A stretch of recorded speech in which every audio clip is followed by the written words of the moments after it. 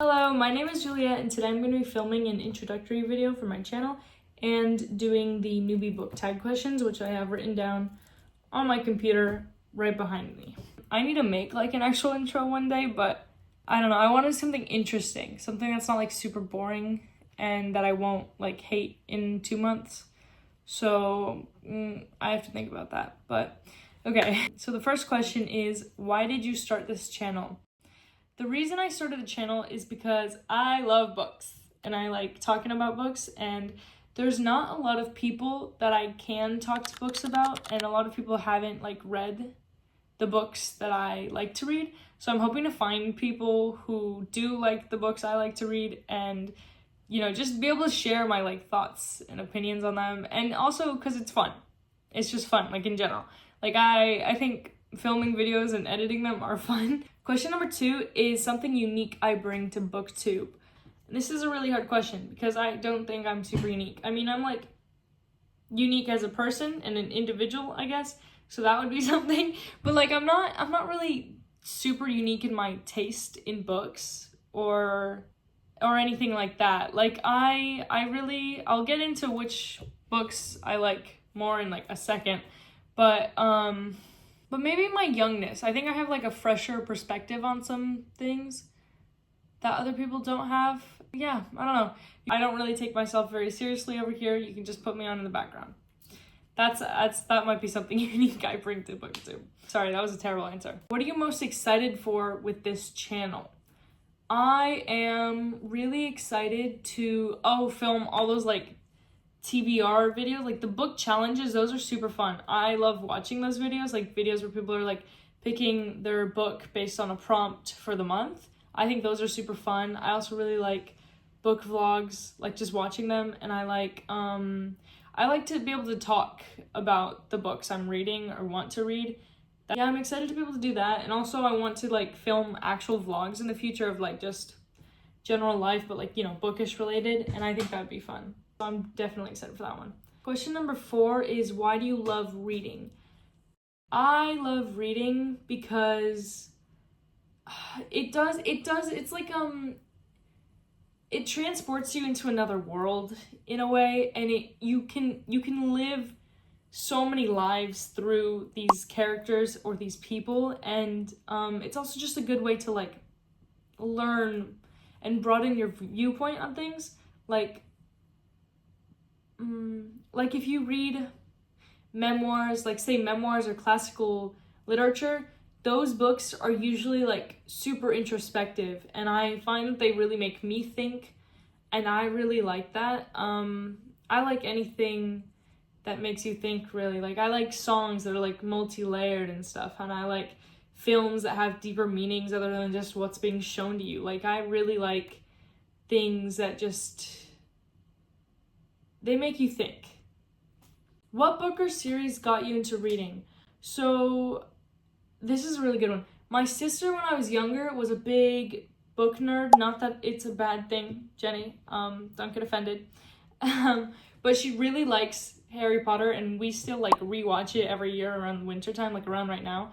She got me into reading Harry Potter and also The Hunger Games, and those two. Oh, and Percy Jackson, all 3 of those. Why are you yelling at me? She made me read all 3 of those when I was like really young, and that was really, really big for me. And also, How to Train Your Dragon. I loved the movies, and if you didn't know, they're books too. And so I like bought the books on Kindle when I was like 8 or 9 years old, and I read them all on a trip that we went on, and those were like, they were really cute. I don't think I would ever read them again, to be honest, but like they really got me into reading. So I would say those 4 things. Percy Jackson, Harry Potter, Hunger Games, and How to Train Your Dragon. My lips are dry. Okay. So when I started reading. So other than those like 4 series, when I was really young, I started reading in middle school, so I would have been around like 11 or 12. Oh my gosh. No, even younger. I was like I just haven't ever stopped reading since my sister got me into reading. I was in first grade, and I would be reading books like the Little House on the Prairie series and like the Boxcar Children. Those were books I really loved when I was a kid. Oh, and I also had a friend who was super into Wings of Fire, and I remember she let me read all of her books, and I read all of those. And then I had another friend who really liked Warrior Cats, and so I read like the first series of it. I never read after that, but I read the first like the prequel. It's not like the first one that came out, but it was the prequel to them, and I did really like those. In middle school is like really when I first started reading, and that was like before COVID. And I remember because I would just learned about like manga from my brother, and so I still have a ton of them. I have, not just from my brother and like a few friends at school. And I bought the entire Tokyo Ghoul box set because some guy told me that it was good. And it was really good. I still have it. It's down here, you just can't see it. I wasn't like the biggest fan of manga. I really like them. I think they're really cute and I love reading them, but I just can't justify spending like $12 on a book I finish in like 30 minutes. Like I can't do that.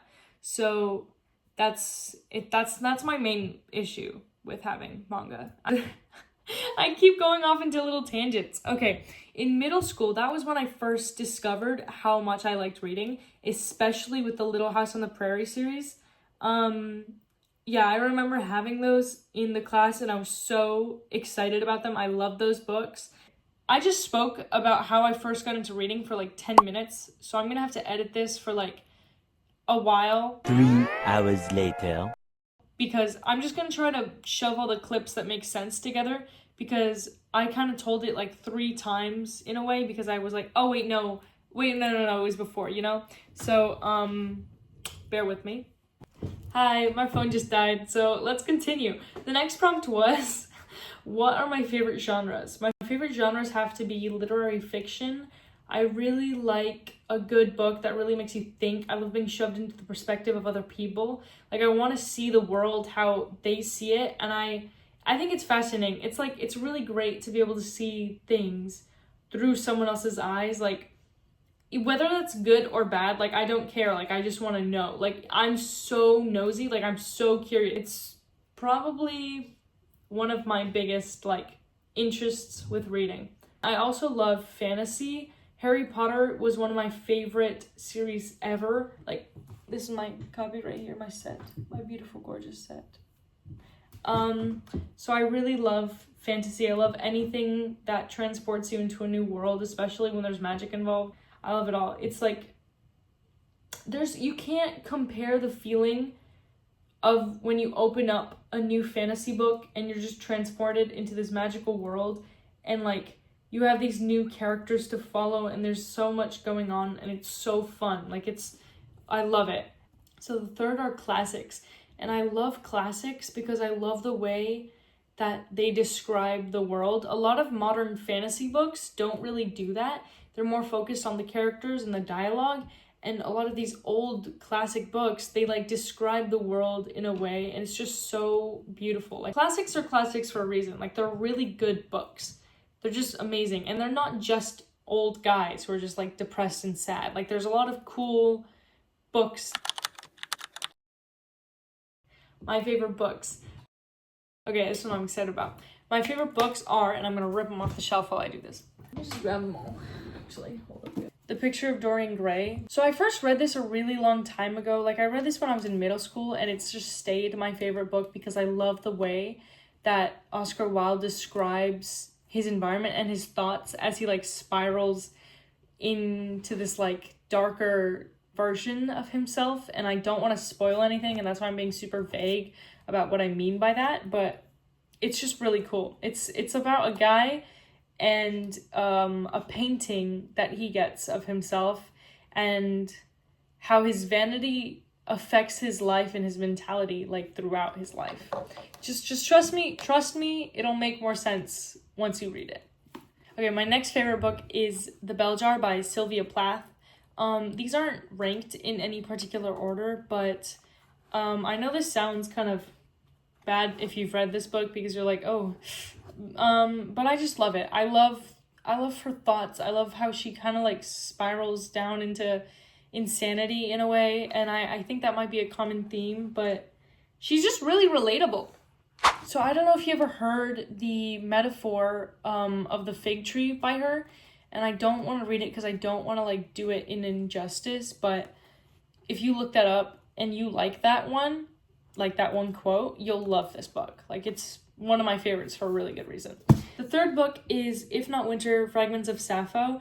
So Sappho lived in 630 BC. She was a Greek woman poet, and a lot of her works were lost. That's why they're called Fragments of Sappho, because we only have pieces of the papers. And it's more special in a way because you only have these little pieces. And from what I can read through those little pieces in these translated books, it's just really beautiful. Like, I really love them. Okay, this one. This is also one of my favorite books. This is The Handmaid's Tale. If you haven't read this, I really recommend it.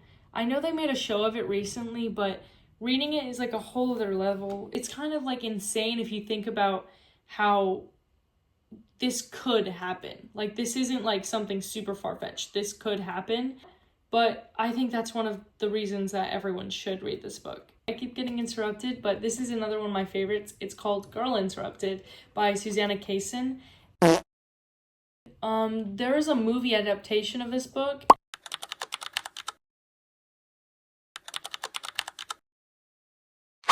Okay, so the next question is, where do you read? And I read either sitting in this chair or on my bed. If I don't read there, I'll be reading, like, when I'm waiting for something. I usually bring the book I'm reading in my bag wherever I'm going. But yeah, those are the main spots. What my shelves look like. I'm kidding.